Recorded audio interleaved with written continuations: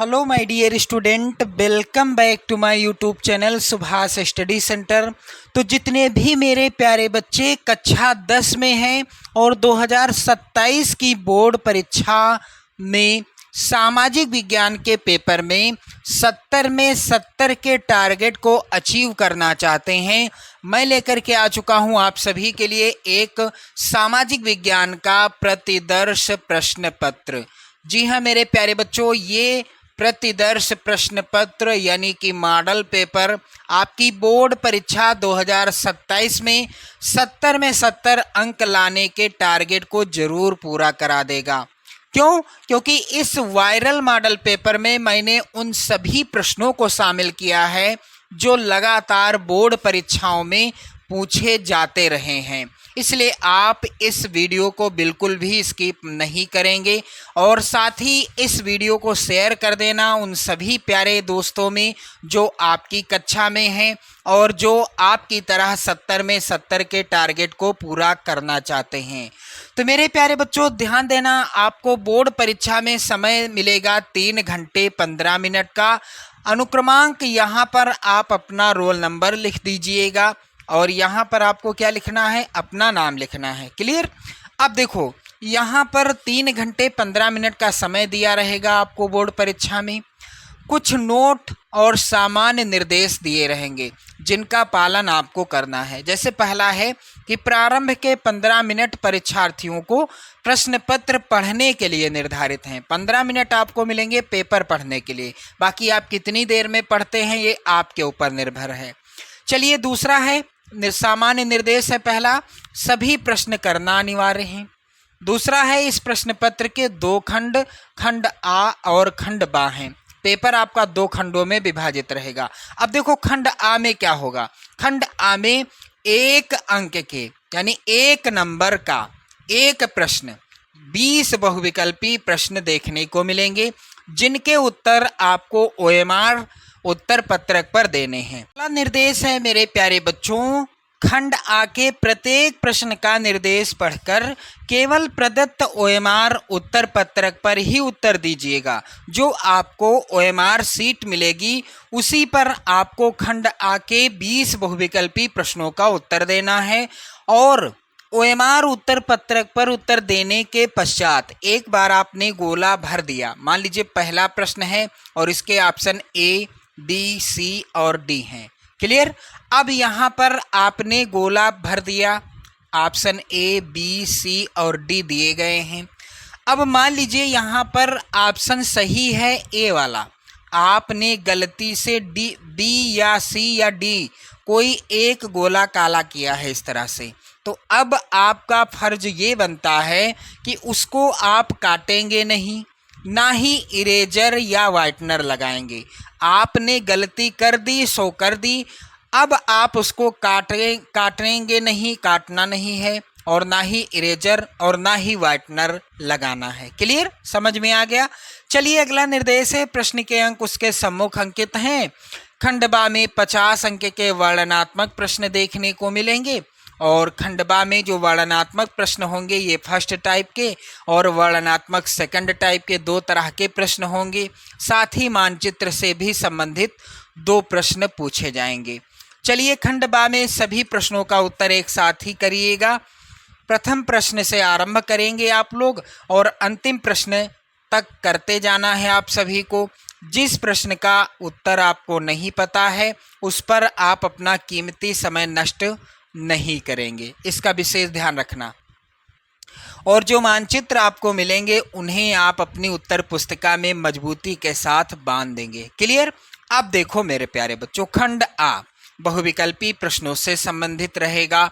यहाँ भी निर्देश दिया गया है कि नीचे दिए गए प्रश्नों के प्रत्येक प्रश्न के 4 विकल्प दिए गए हैं, सही विकल्प चुनकर उसे OMR उत्तर पत्रक पर चिन्हित करें। मेरे प्यारे बच्चों 2027 बोर्ड परीक्षा में बिल्कुल 100% इस वायरल मॉडल पेपर से प्रश्न जरूर पूछे जाएंगे।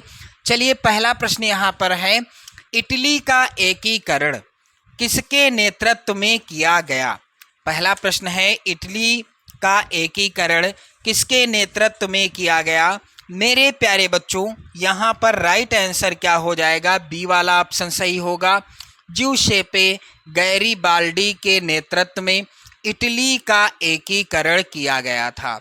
ऑटो वॉन बिस्मार्क किस देश से संबंधित हैं, तो ये हैं जर्मनी से संबंधित, क्योंकि जर्मनी के एकीकरण का जनक इन्हें कहा जाता है, यानी जर्मनी के ये हैं क्या, एकीकरण के जनक माने जाते हैं।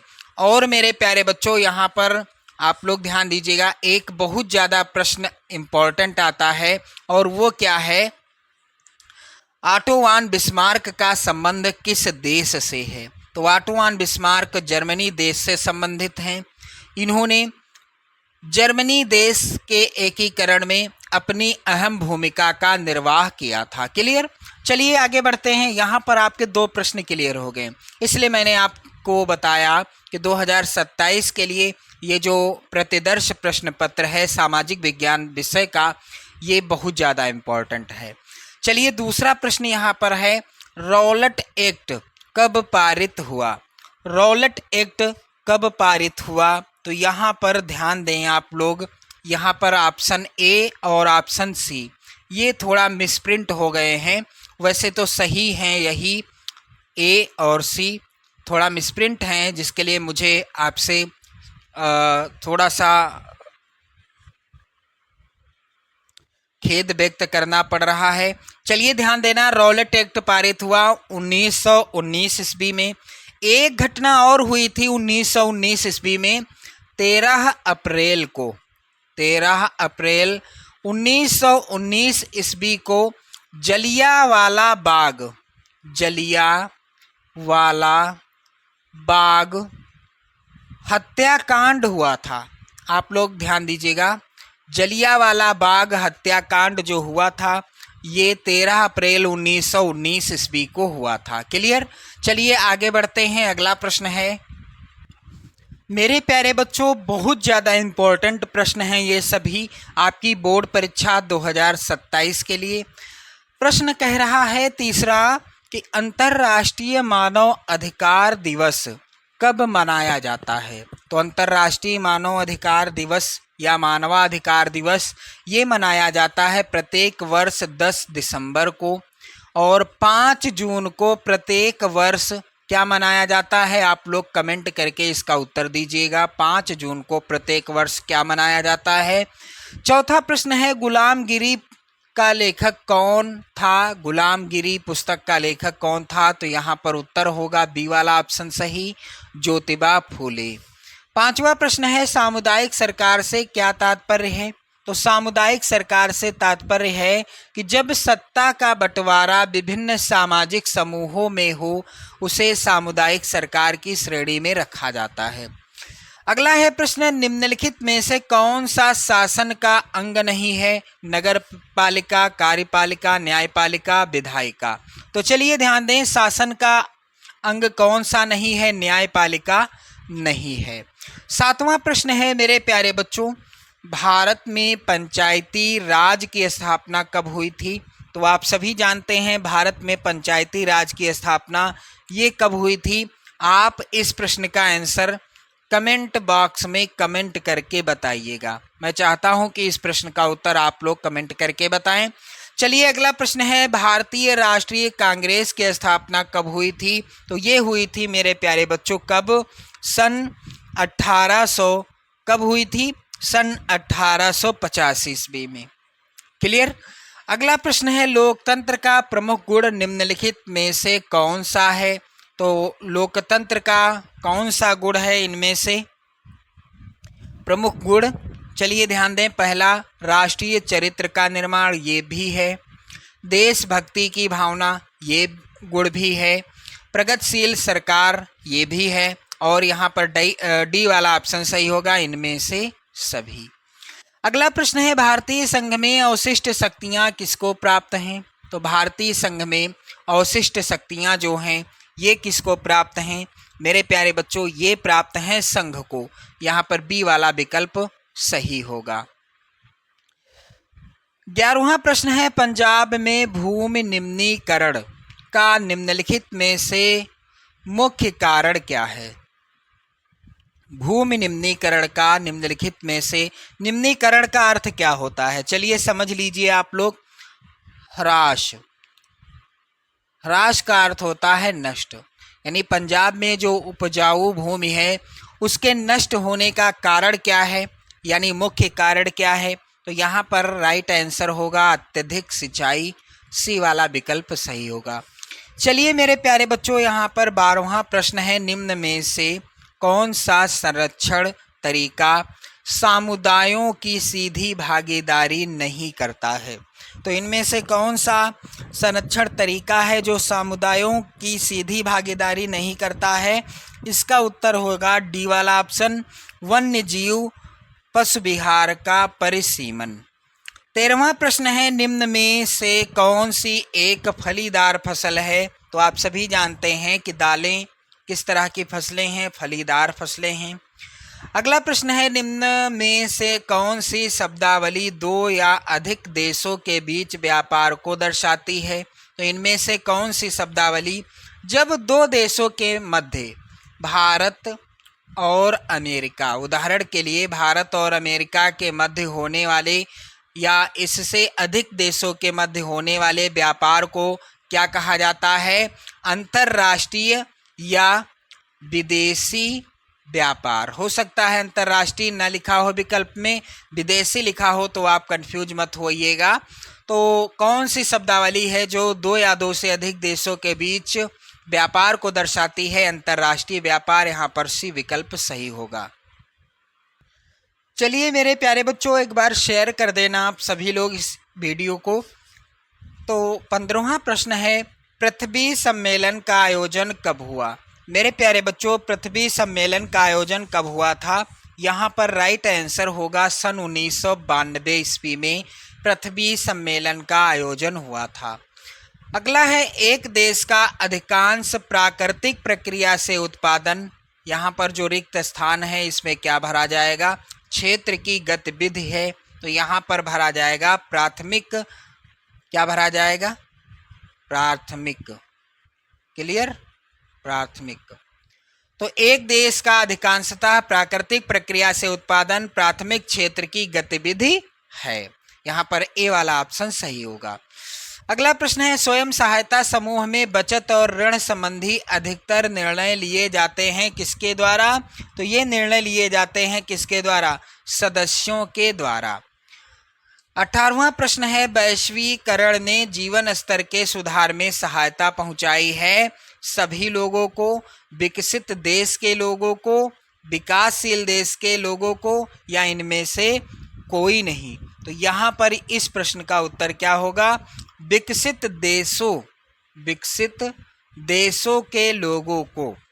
अगला प्रश्न है यहाँ पर मेरे प्यारे बच्चों, भारत में उदारीकरण के प्रक्रिया की शुरुआत कब हुई थी? तो ये हुई थी कब? सन 1991 ईस्वी में। विकल्प थोड़ा मिसप्रिंट हैं लेकिन आंसर क्लियर क्या होगा? सन 1991 ईस्वी में भारत में उदारीकरण की प्रक्रिया की शुरुआत हुई थी। चलिए अगला प्रश्न है मेरे प्यारे बच्चों, उपभोक्ता सुरक्षा संरक्षण अधिनियम पारित किया गया, तो ये कब पारित किया गया? इसका उत्तर क्या होगा मेरे प्यारे बच्चों? सन 1986 ईस्वी में। तो इस तरह के 20 बहुविकल्पी प्रश्न आएंगे जिनका उत्तर आप OMR शीट में दोगे। तो मेरे प्यारे बच्चों एक बार शेयर कर दें आप लोग इस वीडियो को। इसके बाद आप देखेंगे खंड बा, जिसमें वर्णनात्मक फर्स्ट टाइप के प्रश्न जो कि लगभग 80 शब्दों में, जिनका उत्तर आपको लिखना है। तो चलिए यहाँ पर जो प्रश्न हैं सबसे ज़्यादा इम्पोर्टेंट प्रश्न है 2027 बोर्ड परीक्षा के लिए। एक एक प्रश्न का उत्तर मैं आपको बताऊंगा, इसलिए वीडियो बिल्कुल आप लास्ट तक देखिएगा। चलिए, फ्रांस की क्रांति के 4 कारण लिखिए। चलिए इसका उत्तर कैसे लिखना है आप सभी को मेरे प्यारे बच्चों। इस प्रश्न का उत्तर यहाँ आप लोग ध्यान दें। 1789 ईस्वी में फ्रांस में एक क्रांति हुई। कब? फ्रांस की क्रांति कब हुई? 1789 ईस्वी में, जिसके द्वारा वहाँ पर लुई वंश के शासन का अंत हुआ और वहाँ पर लोकतंत्र की स्थापना की गई। इस क्रांति के प्रमुख कारण निम्नलिखित थे। पहला था अयोग्य शासक। तो फ्रांस की क्रांति के समय यहाँ पर लुई वंश का शासन था, जिसका शासन लुई 16वां था। जिसका शासक कौन था? लुई 16वां था। वह एक अयोग्य, जिद्दी और अदूरदर्शी, कर्तव्यहीन शासक था। वह सुधारों का पक्षधर नहीं था, बल्कि अपनी निरंकुशता को कायम रखना चाहता था। इस कारण जनता उसके विरुद्ध हो गई। दूसरा कारण था मध्यम वर्ग। तो यहाँ पर औद्योगिक क्रांति होने के कारण मध्यम वर्ग का उदय हो गया था। कहाँ? फ्रांस में, जिसमें छोटे उद्योगपति, डॉक्टर, वकील, अध्यापक और निम्न पदों पर कार्य करने वाले अधिकारी आते थे।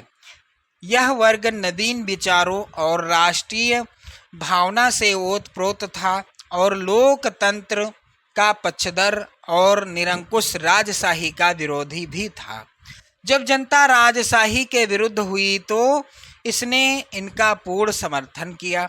तीसरा कारण था आम जनता की दयनीय स्थिति। तो फ्रांस की क्रांति का तीसरा कारण क्या था? आम जनता की दयनीय स्थिति।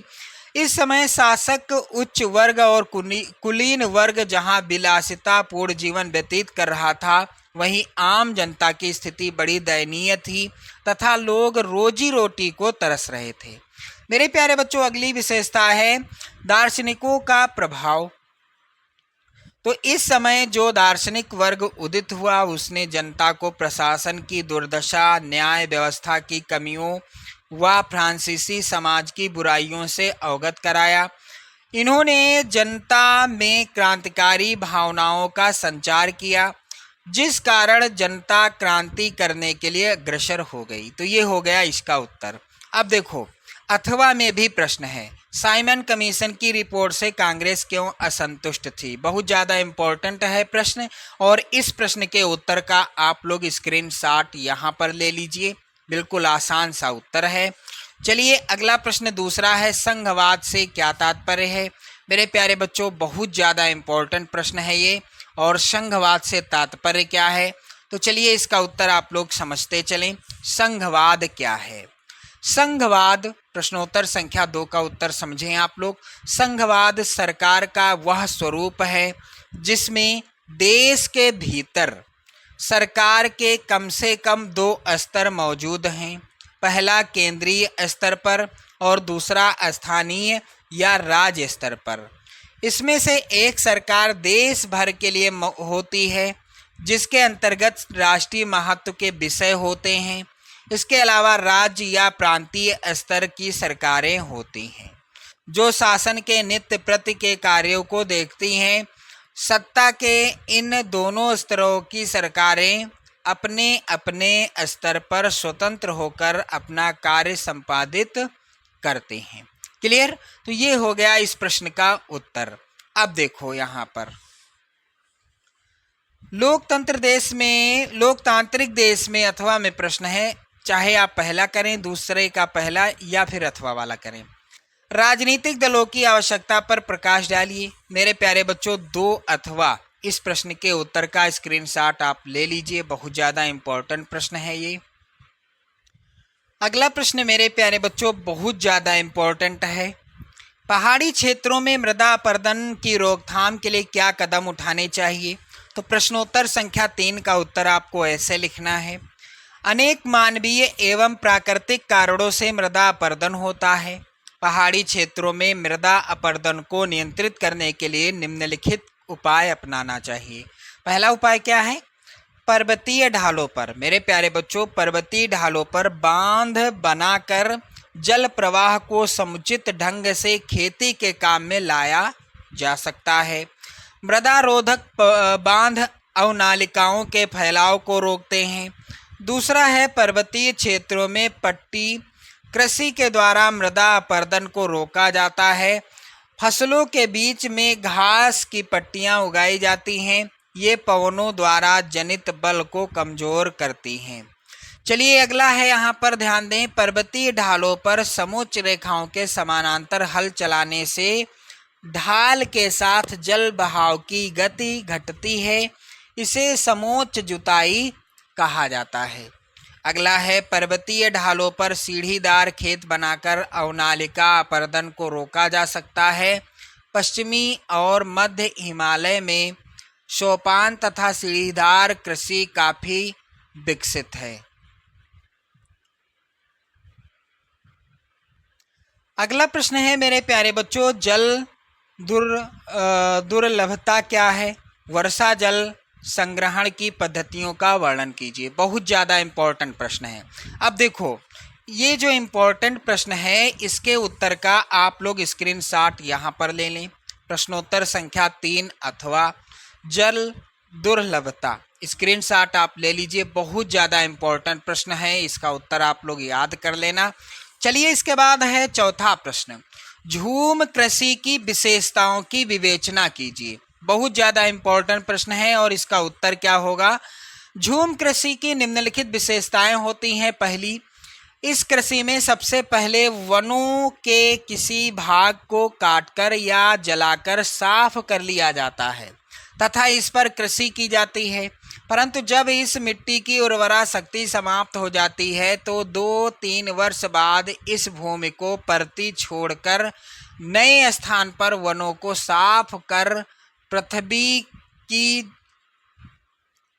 कृषि की जाने लगती है तथा कुछ वर्षों बाद इस क्षेत्र को भी छोड़ दिया जाता है और नए स्थान पर कृषि की जाने लगती है। अगला है, इस प्रकार की कृषि में मोटे अनाज जैसे मक्का, ज्वार, बाजरा, जिमीकंद एवं रतालू आदि उत्पन्न किए जाते हैं। अगली विशेषता है, इस पद्धति के अंतर्गत कृषि खाद्यान्न का उत्पादन कम किया जाता है। चौथा है, इस कृषि पद्धति में कुदाल, खुरपी, हंसिया आदि पुराने उपकरणों तथा मानव श्रम का प्रयोग होता है। पांचवा है, इस कृषि पद्धति में सिंचाई के साधनों का भी प्रयोग नहीं किया जाता है। क्लियर? आप देखो अगला प्रश्न, अथवा में प्रश्न है, ये बहुत ज़्यादा इम्पोर्टेंट प्रश्न है। क्या है? विश्व व्यापार संगठन के क्रियाकलापों का वर्णन कीजिए। चलिए, इस प्रश्न के उत्तर का आप लोग स्क्रीनशॉट यहाँ पर ले लीजिएगा। इसके बाद अगला प्रश्न आप देखेंगे वर्णनात्मक सेकंड टाइप का, जिसमें कि पहला प्रश्न है, इटली के एकीकरण की प्रक्रिया को संक्षेप में लिखिए और इसका उत्तर आपको 150 शब्दों में देना होगा। बहुत ज़्यादा इम्पोर्टेंट प्रश्न है। चलिए, इसका उत्तर ध्यान दें आप लोग, मैं आपको उत्तर भी बता दूं इस प्रश्न का।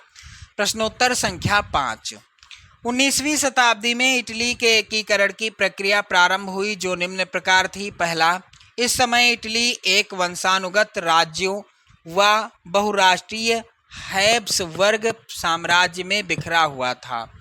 इतालवी भाषा संपूर्ण इटली में नहीं बोली जाती थी। अनेक स्थानों पर इसके अनेक रूप प्रचलित हैं। 1930 के दशक में जोसेपी मेत्सिनी ने इटली को एकीकृत करने के लिए सबसे ज़्यादा प्रयास किया और उसने यंग इटली नामक गुप्त संगठन स्थापित किया।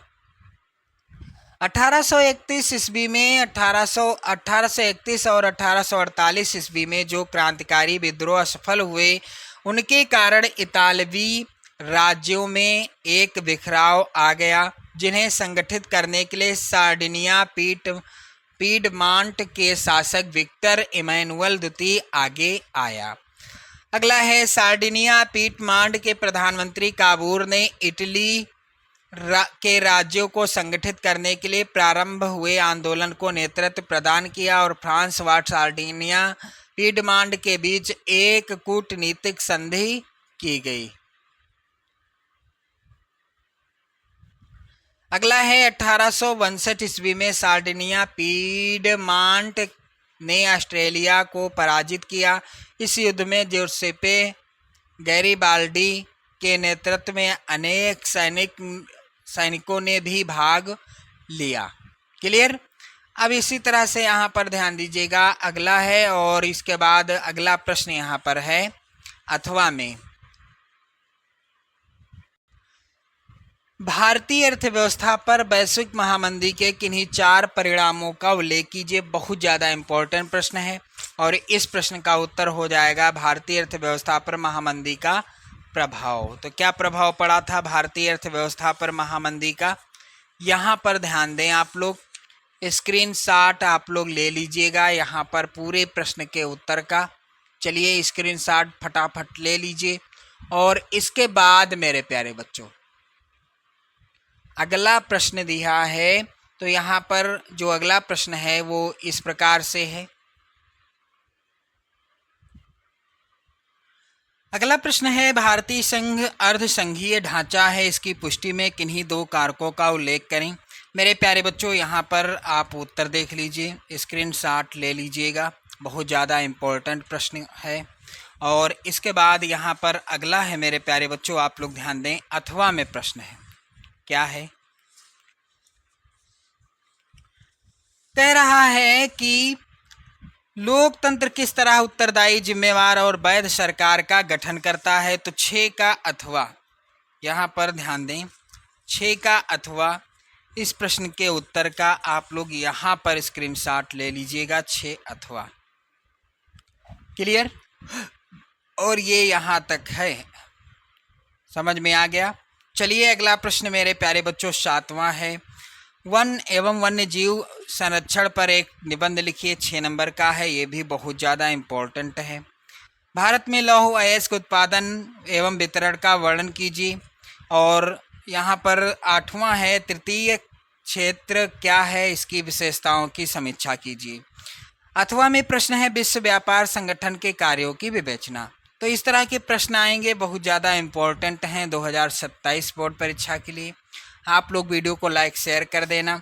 इसके बाद 9A और 9B मानचित्र से संबंधित प्रश्न आपको देखने को मिलेंगे, जैसे कि वह स्थान जहां असहयोग आंदोलन का कार्यक्रम स्वीकार किया गया, 1 नंबर का एक प्रश्न रहेगा। तो इस तरह से कुल 10 नंबर के मानचित्र से संबंधित प्रश्न आपको देखने को मिलेंगे। तो मेरे प्यारे बच्चों एक बार शेयर कर दें इस वीडियो को, और 2027 बोर्ड परीक्षा के लिए बेहतर तैयारी करने के लिए आप चैनल को ज़रूर सब्सक्राइब कर लीजिएगा। जय हिंद।